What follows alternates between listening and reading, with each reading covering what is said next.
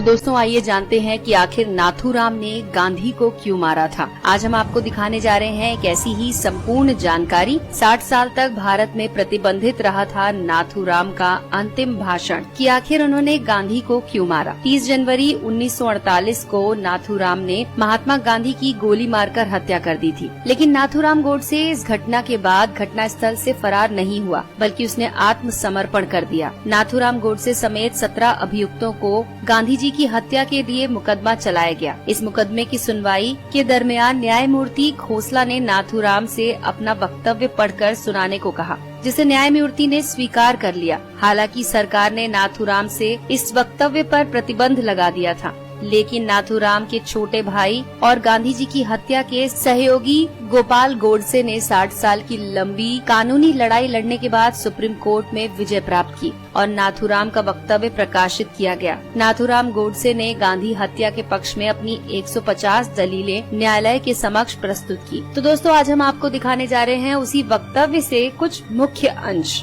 नाथूराम का विचार था कि गांधी जी की अहिंसा हिंदुओं को कायर बना देगी। कानपुर में गणेश शंकर विद्यार्थी को मुसलमानों ने निर्दयता से मार दिया था। महात्मा गांधी भी हिंदुओं से गणेश शंकर विद्यार्थी की तरह अहिंसा के मार्ग पर चलना और बलिदान करने की बातें करते थे। नाथूराम गोडसे को भय था कि गांधी जी की अहिंसा वाली नीति हिंदुओं को कमजोर बना देगी और वो अपना अधिकार प्राप्त नहीं कर पाएंगे। 1919 को अमृतसर के जलियांवाला बाग में गोलीकांड के बाद से पूरे देश में ब्रिटिश हुकूमत के खिलाफ आक्रोश उफान हो गया था। भारतीय जनता इस नरसंहार के खलनायक जनरल डायर पर अभियोग चलाने की मंशा को लेकर गांधी जी के पास गई, लेकिन गांधी जी ने भारतवासियों की इस आग्रह को समर्थन न देने का साफ साफ कह दिया। महात्मा गांधी ने खिलाफत आंदोलन का समर्थन करके भारतीय राजनीति में सांप्रदायिकता का जहर घोल दिया। महात्मा गांधी खुद को मुसलमानों का हितैषी की तरह पेश करते थे। वो केरल के मोपला मुसलमानों द्वारा वहाँ के 1500 हिंदुओं को मारने और 2000 से अधिक हिंदुओं को मुसलमान बनाए जाने की घटना का विरोध तक नहीं कर सके। कांग्रेस के त्रिपुरा अधिवेशन में नेताजी सुभाष चंद्र बोस को बहुमत से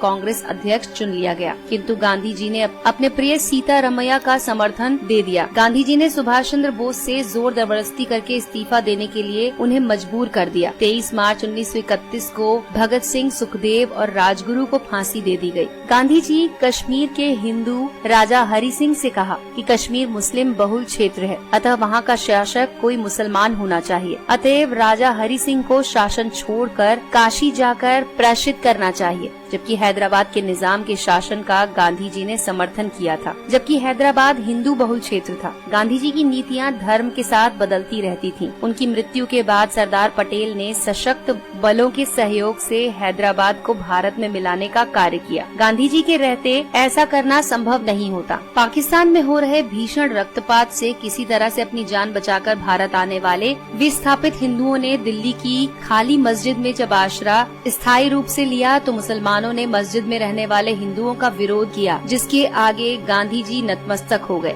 और गांधी जी ने उन विस्थापित हिंदुओं को, जिनमें बूढ़े, स्त्रियां और बालक अधिक थे, मस्जिदों से खदेड़ दिया। बाहर ठिठुरते सर्दियों में रात बिताने पर उन्हें मजबूर किया गया। महात्मा गांधी ने दिल्ली में स्थित मंदिर में अपनी प्रार्थना सभा के दौरान नमाज पढ़ी, जिसका मंदिर के पुजारी से लेकर तमाम हिंदुओं ने विरोध किया, लेकिन गांधी जी ने इस विरोध को दरकिनार कर दिया। महात्मा गांधी एक बार भी किसी मस्जिद में जाकर गीता का पाठ नहीं कर सके। लाहौर कांग्रेस में वल्लभ भाई पटेल का बहुमत से विजय प्राप्त कर गए, किंतु गांधी जी अपनी जिद के कारण ये पद जवाहरलाल नेहरू को दे गए। गांधी जी अपनी मांग को मनवाने के लिए अनशन, धरना, रूठना, किसी से बात न करने जैसी युक्तियों को अपनाकर अपना काम निकलवाने में माहिर थे। इसके लिए वो नीति अनीति का लेश मात्र भी विचार नहीं करते थे। 14 जून 1947 को दिल्ली में आयोजित अखिल भारतीय कांग्रेस समिति की बैठक में भारत विभाजन का प्रस्ताव अस्वीकृत होने वाला था, लेकिन गांधी जी ने वहां पहुंचकर प्रस्ताव का समर्थन रखा। ये भी तब जबकि गांधी जी ने स्वयं ही ये कहा था कि देश का विभाजन उनकी लाश पर होगा। न सिर्फ देश का विभाजन हुआ, बल्कि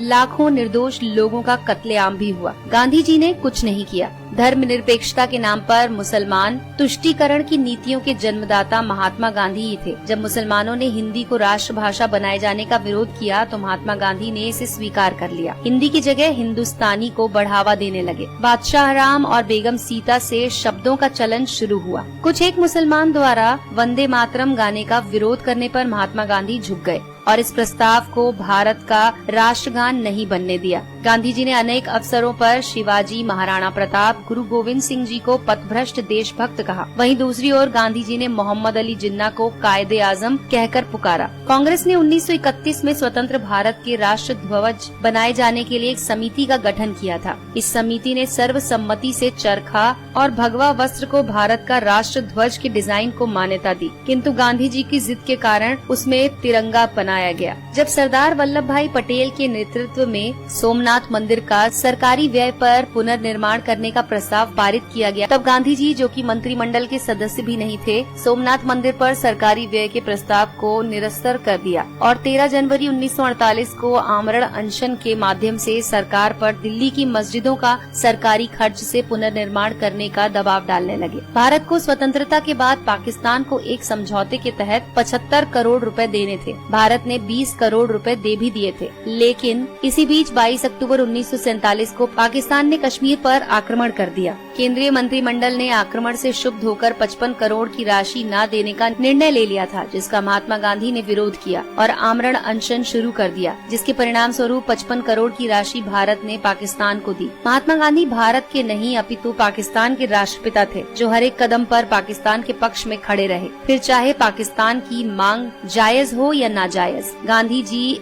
ने कदाचित इसकी परवाह नहीं की। तो दोस्तों, इन घटनाओं को देश विरोधी मानते हुए नाथूराम गोडसे ने महात्मा गांधी की हत्या को न्यायोचित ठहराने का प्रयास किया। नाथूराम ने न्यायालय में स्वीकार किया कि महात्मा गांधी बहुत बड़े देशभक्त थे। उन्होंने निस्वार्थ भाव से देश सेवा की। मैं उनका बहुत आदर करता हूँ, लेकिन किसी भी देशभक्त को देश के टुकड़े करने के एक संप्रदाय के साथ पक्षपात करने की अनुमति नहीं दे सकता हूँ। गांधी जी की हत्या के सिवाय मेरे पास कोई दूसरा उपाय नहीं था। तो दोस्तों, अगर आपको ये जानकारी पसंद आई हो तो इस वीडियो को लाइक कीजिए और अपने दोस्तों के साथ शेयर कीजिए। दोस्तों, आपको हमारी ये वीडियो कैसी लगी हमें कमेंट सेक्शन में जरूर लिखकर बताएं।